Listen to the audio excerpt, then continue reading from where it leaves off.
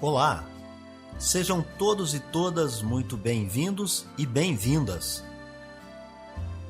Eu sou Beto Ramos e esse é o programa Café com Espiritismo.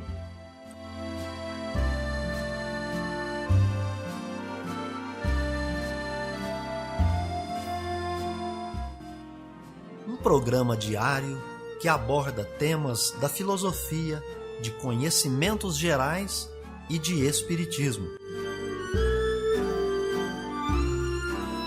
A verdade é o conhecimento que liberta.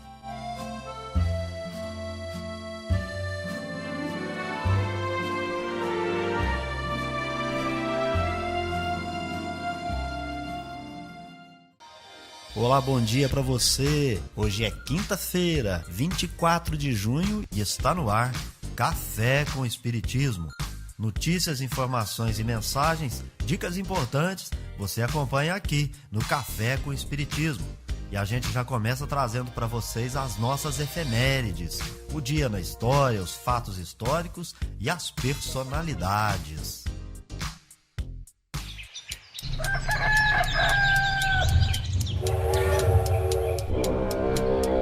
Dia na história. O dia 24 de junho é a data de nascimento do automobilista pentacampeão do mundo argentino Juan Manuel Fangio. É nessa ocasião que se iniciou a Batalha de Carabobo, um evento decisivo na Guerra de Independência da Venezuela contra a Espanha. Viver bem. Dicas de como conviver harmoniosamente em todas as fases da vida. Para você que busca sua melhora individual, temos dicas de esportes, alimentação saudável, leitura edificante, hábitos espíritas e profissões. Viva bem e favoreça sua saúde física, mental e espiritual.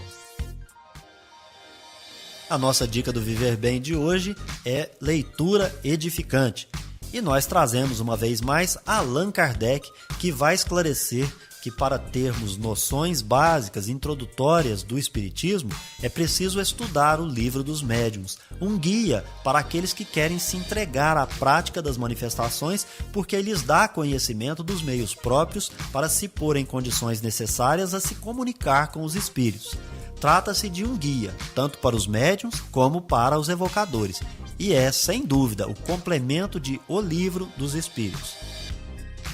Allan Kardec também recomenda o estudo da Revista Espírita, que é uma variada coletânea de fatos, de explicações teóricas e de trechos isolados que completam o que se encontra nas obras O Livro dos Médiuns e O Livro dos Espíritos, formando-lhes, de certo modo, a aplicação.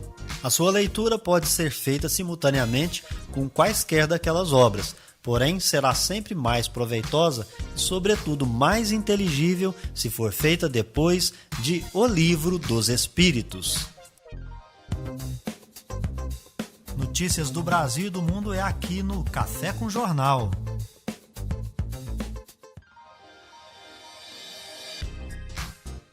A Agência Nacional de Transportes Terrestres, ANTT, protocolou no Tribunal de Contas da União, TCU, nesta segunda-feira 21, os estudos de viabilidade da concessão de rodovia que interliga 3 trechos entre o Rio de Janeiro e Minas Gerais. A concessão tem cerca de 724 quilômetros de extensão e inclui a divisa entre os 2 estados. O sistema rodoviário tem grande importância para os estados do Rio de Janeiro e Minas Gerais, pois permite a integração da região metropolitana do Rio de Janeiro, a conexão ao porto de Itaguaí, Rio de Janeiro, o contorno da Baía de Guanabara, a ligação à região dos lagos e ao norte do Rio de Janeiro, além de ser rota para a região nordeste do Brasil. Estão previstos cerca de 9 bilhões de reais em investimentos e mais 8 bilhões de reais em custos operacionais. O contrato de concessão prevê a exploração por 30 anos de serviços de infraestrutura e de recuperação, conservação, manutenção e melhorias na capacidade das rodovias. Reportagem Poliana Fontinelli.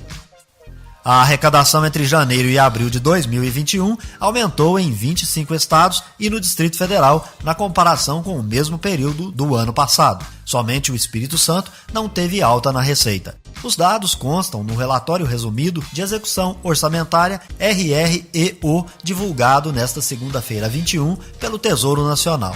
De acordo com o balanço, os maiores saltos de arrecadação nos 4 primeiros meses do ano ocorreram em Roraima, com 31%, Rio Grande do Norte, com 27%, Piauí, com 25%, Goiás e Sergipe, com 24%, Alagoas e Mato Grosso, com 23%. Já sobre as despesas também houve aumento, mas em 21 das unidades da federação. Os maiores crescimentos foram registrados no Maranhão, com 32%, e Amapá, com 23%. Nesses dois estados, as despesas superaram o crescimento das receitas, que foram 19% e 7%, respectivamente. O relatório apresentou ainda o resultado orçamentário dos estados, que corresponde à diferença entre as receitas realizadas e as despesas liquidadas em relação à receita corrente líquida, RCL. De janeiro a abril de 2021, a média do resultado orçamentário das unidades da federação ficou em 20%. No mesmo período do ano passado, a média havia sido de 14% da RCL. Reportagem Marquesan Araújo. Poucos dias após bater 500 mil de mortes pela Covid-19, o Brasil registra mais de 502 mil óbitos e 17,9 milhões de casos acumulados da doença. Em apenas 24 horas, foram contabilizados mais de 38 mil casos e 761 novos óbitos. Os dados foram compilados ao final do dia 21 de junho pelo Ministério da Saúde. Do total de casos, 16,2 milhões de pessoas já se recuperaram e 1,1 milhão estão em acompanhamento médico. São Paulo é o estado com o maior número de óbitos pela Covid-19, com 122 mil mortes, seguido pelo Rio de Janeiro, Minas Gerais e Rio Grande do Sul. Em número de casos, São Paulo também lidera, com 3,5 milhões de infectados, seguidos por Minas Gerais, Paraná e Rio Grande do Sul. Os dados são atualizados diariamente no site susanalítico.saude.gov.br. Reportagem Paloma Custódio. Amor à sabedoria. Está no ar o Filosofando.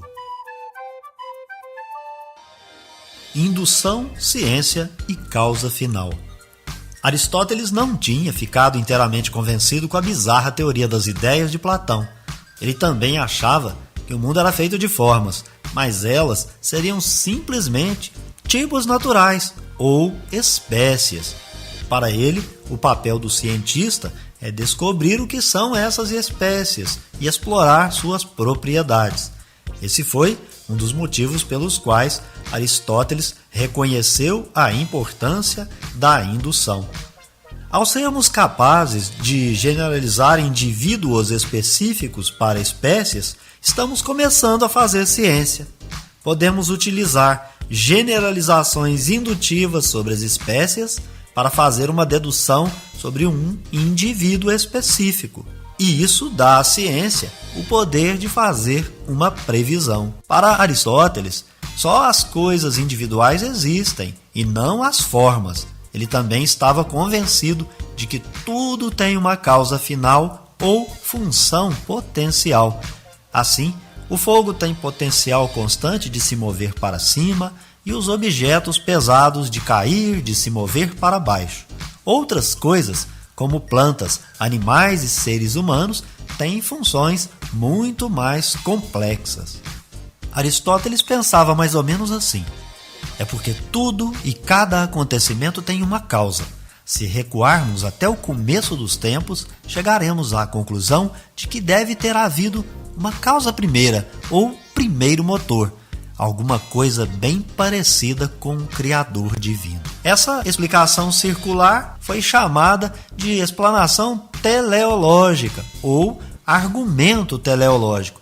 É como se a causa fosse um puxador interno, uma finalidade última, e não um propulsor separado. Filósofos e cientistas contemporâneos são menos confiantes em relação a afirmar o que seria esse puxador E depois da teoria evolucionista de Darwin, eles já nem acreditam que alguma coisa desse tipo exista. Café com Espiritismo. É hora da mensagem espírita. Você trocaria um prato de comida saudável, simples, por outro com mais acompanhamentos, mas totalmente deteriorado? Você trocaria uma via pavimentada, iluminada, segura, com destino conhecido, por outra que a rota é escura e a estrada não é pavimentada e totalmente perigosa? Você deixaria de beber uma água pura, de fonte cristalina, segura, por uma outra salobra que você duvida da origem? Deste modo, a função da casa espírita é evangelizar, acolher e consolar. Mas nós também precisamos lembrar sempre que todas as religiões são respeitáveis, todos nós chegaremos à perfeição, nós devemos respeito a todas as pessoas. Isso não quer dizer que todas as pessoas possuem no processo evolutivo os mesmos objetivos. Não quer dizer que todos ocupam o mesmo nível na escada do progresso. Além do mais, muitos de nós se encontram em objetivos diametralmente opostos. E é por isso que o espírita precisa se lembrar que o espiritismo foi construído sobre determinadas bases e que a primeira e a mais importante é a simplicidade, aquela que regula todo o edifício espírita. Acima disso, está que a terceira revelação não se vincula a pessoas humanas. Pelo contrário, a doutrina é dos espíritos. Além disso, o objetivo do espiritismo é se tornar uma ferramenta, um instrumento para toda a humanidade se regenerar. E essa regeneração sempre partindo do indivíduo, intimamente, reforma interior. E dessa forma, o espiritismo se vale das práticas doutrinárias que são realizadas nas casas espíritas, mas que não podem nunca fugir do objetivo, do propósito principal, que é a libertação espiritual da humanidade.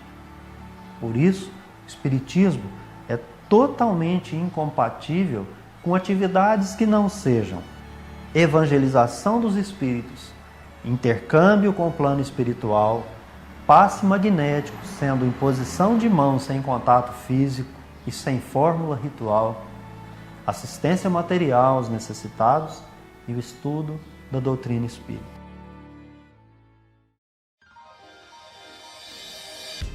É isso então, pessoal. Se inscreva no nosso canal, deixe sua impressão em comentário.